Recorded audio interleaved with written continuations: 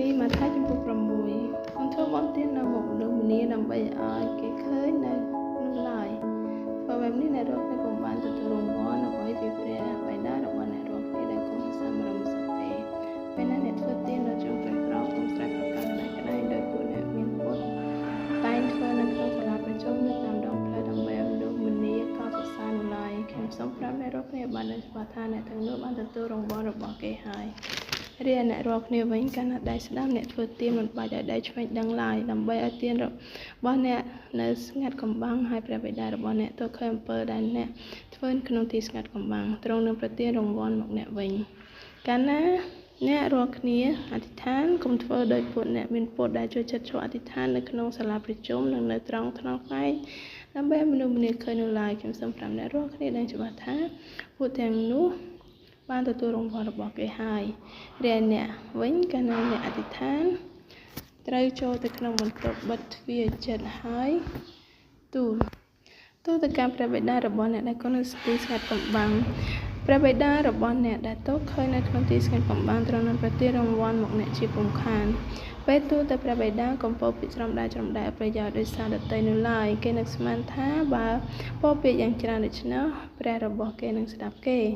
កូនធ្វើដូចគេឡើយធ្វើព្រះបិតារបស់អ្នករាល់គ្នាជ្រាបនៅអ្វីដែលអ្នករាល់គ្នាត្រូវការមុនអ្នករាល់គ្នាទូលសូមព្រះអង្គទៅទៀតអ្នករាល់គ្នាត្រូវទូលព្រះអង្គដូចតទៅអព្រះបិតានៃយើងខ្ញុំដែលគង់នៅសមរម្យសុខអើយសូមសម្ដែងព្រះនាមដ៏វិសុទ្ធរបស់ព្រះអង្គឲ្យមនុស្សលោកស្គាល់សូមឲ្យព្រះរាជព្រះអង្គមកដល់សូមឲ្យព្រះហត្ថីរបស់ព្រះអង្គមកសម្រេចនៅលើផែនដីដោយនៅស្ថានសួគ៌ដែរសូមប្រទានអាហារដែលយើងខ្ញុំត្រូវការនៅថ្ងៃនេះសូមអត់ទោសឲ្យយើងខ្ញុំដោយយើងខ្ញុំអត់ទោសឲ្យអស់អ្នកដែលបានប្រព្រឹត្តខុសនឹងយើងខ្ញុំសូមកុំបណ្ដោយយើងខ្ញុំចាញ់ការលំងឡើយត្រូវតែសូមរំដោះយើងខ្ញុំឲ្យរួចពីមានកំណាចបើព្រះអង្គគ្រងរាជទ្រង់មានឫទ្ធានុភាពនិងសេរីរុងរឿងអស់កលជាងវែងតរៀងទៅអាមែនបើអ្នករាល់គ្នាអត់ទោសឲ្យមនុស្សលោកព្រះបិតារបស់អ្នករាល់គ្នានៅស្ថានបរមសុខក៏អត់ទោសឲ្យអ្នករាល់គ្នាដែរប៉ុន្តែបើអ្នករាល់គ្នាមិនអត់ទោសឲ្យមនុស្សលោកទេនោះព្រះបិតារបស់អ្នករាល់គ្នាក៏មិនអត់ទោសឲ្យអ្នករាល់គ្នាដែរកាលណាអ្នករាល់គ្នាតមហាកូនធ្វើមុខក្រៀមដោយពួកអ្នកមានពុតឡើយពួកគេបង្ហាញទឹកមុខឲ្យអ្នកដទៃឃើញថាខ្លួនតមហាខ្ញុំសូមប្រាប់ឲ្យអ្នករាល់គ្នាដឹងច្បាស់ថាអ្នកទាំងនោះបានទទួលរង្វាន់របស់គេហើយរីឯអ្នកវិញកាលណាអ្នកតមហាត្រូវលាបទឹកអប់លើក្បាលហើយលុបមុខផងតែព្រះបិតារបស់អ្នកដែលគង់នៅទីស្ងាត់កំបាំងទតឃើញ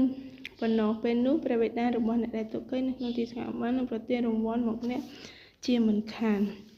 កូនសន្សំទ្រព្យសម្បត្តិទុកសម្រាប់ខ្លួននៅលើផែនដីជាកន្លែងដែលមានកណ្ដៀរនិងច្រេះស៊ីជាកន្លែងដែលមានចោលទម្លាយជញ្ជាំងចូលមកលួចប្លន់នោះឲ្យសោះត្រូវប្រមូលទ្រព្យសម្បត្តិទុកនៅស្ថានបរមសុខវិញជាស្ថានដែលគ្មានកណ្ដៀរនិងច្រេះស៊ីជាស្ថានដែលគ្មានចោលទម្លាយជញ្ជាំងចូលមកលួចប្លន់ឡើយទ្រព្យសម្បត្តិអ្នកនៅកន្លែងណាចារបស់អ្នកក៏នៅកន្លែងនោះដែរភ្នែកប្រៀបបាននឹងចង្កៀងរបស់រូបកាយបើភ្នែកអ្នកនៅភ្លឺល្អរូបកាយអ្នកទាំងមូលក៏ភ្លឺដែរតែបើភ្នែកអ្នកងងឹតវិញរូបកាយអ្នកទាំងមូលក៏ងងឹតដែរប្រសិនបើពន្លឺនៅក្នុងអ្នកត្រឡប់ទៅជាងងឹតប៉ុណ្ណឹងទៅហើយនោះមិនដឹងជាសេចក្តីងងឹតនៅក្នុងនឹងទៅជាសុនសងដល់កម្រិតណាទៀតទេគ្មានអ្នកណាម្នាក់អាចបំរើម្ចាស់ពីបានទេព្រោះអ្នកនឹងស្អប់មួយស្រឡាញ់មួយស្មោះត្រង់នឹងម្នាក់មួយងាយម្នាក់ទៀតជាពុំខានអ្នករាល់គ្នាក៏ពុំអាចគោរពបម្រើព្រះជាម្ចាស់ផងហើយគោរពបម្រើទ្រព្យសម្បត្តិទុកជាព្រះផងបានឡើយហើយនេះហើយបានជាខ្ញុំសូមប្រាប់អ្នករាល់គ្នាកុំឲ្យខ្វល់ខ្វាយអំពីម្ហូបអាហារសម្រាប់ចិញ្ចឹមជីវិតឬសម្លៀកបំពាក់សម្រាប់បិទបាំងកាយឡើយជីវិតមានតម្លៃលើម្ហូបអាហារហើយរូបកាយក៏មានតម្លៃលើសម្លៀកបំពាក់ទៅទៀតចូលរំបីបើវ៉ាសាបស័យនៅលើមេឃវាមិនដែលសាបព្រោះមិនដែលជ្រកកាត់មិនដែលប្រមូលស្រូវដាក់ចង្រកឡើយប៉ុន្តែព្រះបិតារបស់អ្នករាល់គ្នាដែលគង់នៅស្ថានបរមសុខទ្រង់ចិញ្ចឹមវីរាអ្នករាល់គ្នាមានតម្លៃលើវ៉ាសាបស័យទាំងនោះទៅទៀតនឹងចំណោមអ្នករាល់គ្នាទោះបីខំខ្វល់ខ្វាយយ៉ាងណាក៏ដោយគ្មានអ្នកណាអាចនឹងបង្កើតអាយុរបស់ខ្លួនឲ្យបានវែងបានដែរសូម្បីតែបន្តិចក៏មិនបានផងហើយដោយម្ដេចបានជាអ្នករាល់គ្នាខ្វល់ខ្វាយពីសម្លៀកបំពាក់សង្កេតមើលផ្កានៅតាមវាដុះឡើងយ៉ាងណា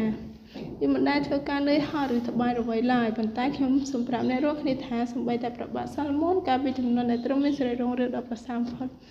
ក៏ដោយក៏ទ្រង់គ្មានព្រះពុសាល្អស្មើនឹងផ្កាមួយទងនេះផងមនុស្សមានជំនឿតិចប្រសិនបើព្រះជាម្ចាស់ផ្ដល់សម្រស់ឲ្យផ្កាដែលរីកនៅតាមវាថ្ងៃនេះតែថ្ងៃស្អែកត្រូវគេដុតចោលយ៉ាងនឹងទៅហើយតើព្រះអង្គនឹងទំនុកបម្រុងអ្នករាល់គ្នាលើសយ៉ាងណាទៅទៀត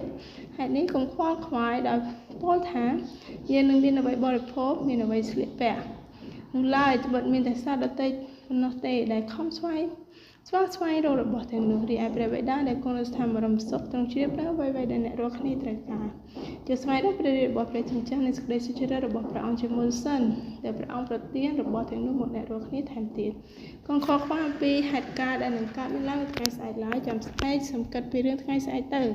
បើមានការលំបាកកើតឡើងនៅថ្ងៃណាត្រូវដោះស្រាយសម្រាប់តែថ្ងៃនោះបានហើយអាមែន